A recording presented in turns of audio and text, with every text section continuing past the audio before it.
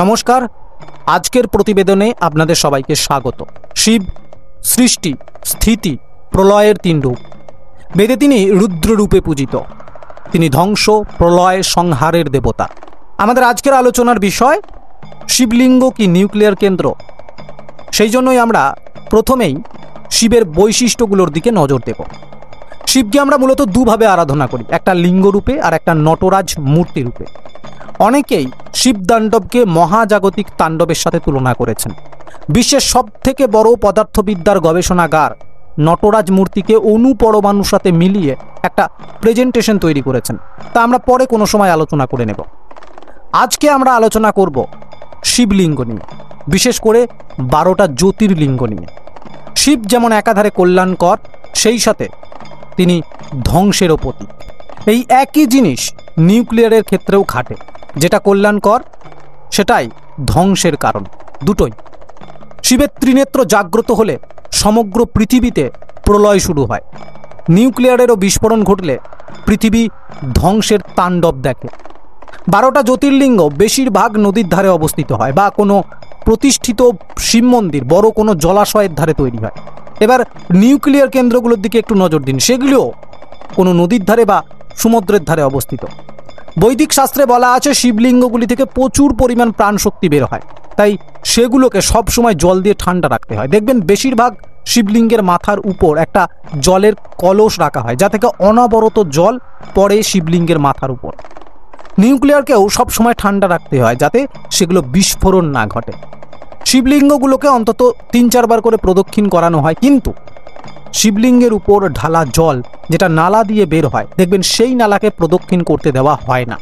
দেখবেন অনেক পুরোহিত মশাই বলে থাকেন শিবলিঙ্গে জল ঢালার পর যে জল নালা দিয়ে বের হয় সেই জল নাকি অপবিত্র, তাকে ছোঁয়া যায় না।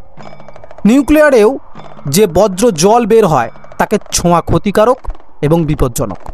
আর সবথেকে মজার ব্যাপার হলো শিবকে যে সমস্ত জিনিস দেওয়া হয়, বেলপাতা, আকন্দ, গুগ্গল, ধুতরা, সব কটা জিনিসই তাপ শোষণকারী।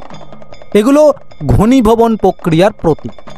আমরা যদি জ্যোতির্লিঙ্গ নামটাকে বিশ্লেষণ করি তাহলে দেখতে পাবো জ্যোতি শব্দের অর্থ হলো আলো, আর লিঙ্গ শব্দের অর্থ হলো প্রতীক। তাহলে জ্যোতির্লিঙ্গ শব্দের মানে দাঁড়ালো আলোর প্রতীক। এই নামকরণের ক্ষেত্রেও আমরা নিউক্লিয়ারের বৈশিষ্ট্যের সাথে মিল পাচ্ছি। এবার আসুন শিবলিঙ্গের গঠনগত আকৃতির দিকে নজর দিন। আপনারা যে ছবিটা দেখতে পাচ্ছেন সেটা হলো ভাবা নিউক্লিয়ার কেন্দ্র। এই পারমাণবিক চুল্লিটি শিবলিঙ্গের আকার ধারণ করেছে। তার কারণ এটাই একমাত্র জ্যামিতিক আকৃতি যা এত বিশাল ক্ষমতাকে ধরে রাখতে পারে। ভারতে যতগুলি শিবতীর্থ আছে তার মধ্যে সবথেকে গুরুত্বপূর্ণ হলো এই 12টি জ্যোতির্লিঙ্গ। আপনারা ভারতের ম্যাপে এই 12টি জ্যোতির্লিঙ্গের অবস্থান দেখুন। এবার ভারতের নিউক্লিয়ার সেন্টারগুলোর অবস্থান একবার দেখুন। আমরা যদি পাশাপাশি দুটি ম্যাপ রেখে বিচার করি তাহলে দেখুন জ্যোতির্লিঙ্গগুলোর আশেপাশেই এই নিউক্লিয়ার সেন্টারগুলো অবস্থিত। আমরা আধুনিক ভারতের নিউক্লিয়ার রিঅ্যাক্টর সম্পর্কে মোটামুটি জানি, কিন্তু প্রাচীন ভারতের নিউক্লিয়ার জ্ঞান সম্পর্কে আমরা কিছুই জানি না। কয়েক বছর আগে কুরুক্ষেত্রের রেডিয়েশন পরীক্ষা করা হয়েছিল এবং দেখা গিয়েছিল স্বাভাবিক জায়গার তুলনায় 3% বেশি বিকিরণ রয়েছে। এর দ্বারা কি মনে হয় না কুরুক্ষেত্রের যুদ্ধেও নিউক্লিয়ারের ব্যবহার হয়েছিল? আমার ধারণা এই 12টা জ্যোতির্লিঙ্গ প্রাচীন ভারতের 12টি পারমাণবিক গবেষণা কেন্দ্র।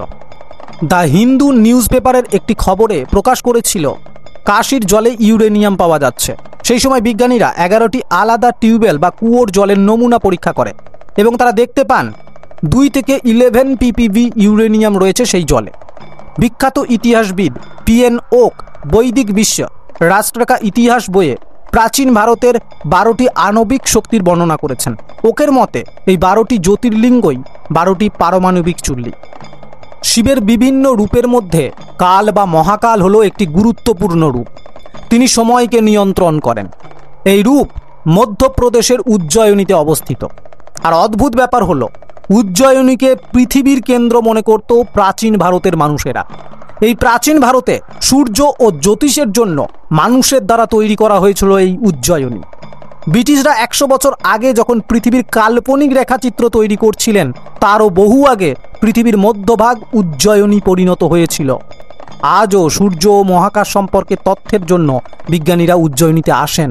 সেই জন্যই 12টা জ্যোতির্লিঙ্গের সাথে আমাদের রাশিচক্রের মিল পাওয়া যায়।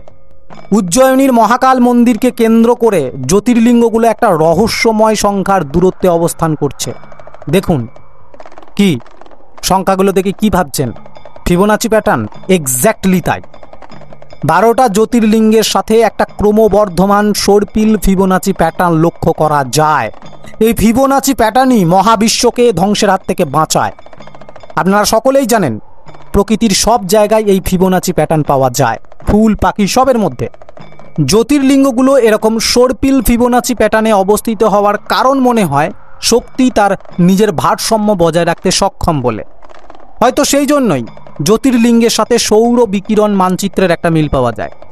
আমার ঠিক জানা নেই কোন ধরনের শক্তি একটা লিঙ্গ থেকে আর একটা লিঙ্গে প্রবাহিত হতে পারে, তবে এটা আমি নিশ্চিত জ্যোতির্লিঙ্গগুলো হাই লেভেলের শক্তির উৎস। সেটা হতে পারে সৌর, সেটা হতে পারে পারমাণবিক, সেটা হতে পারে আধ্যাত্মিক, তবে সেই শক্তির সঠিক রূপ আমার জানা নেই।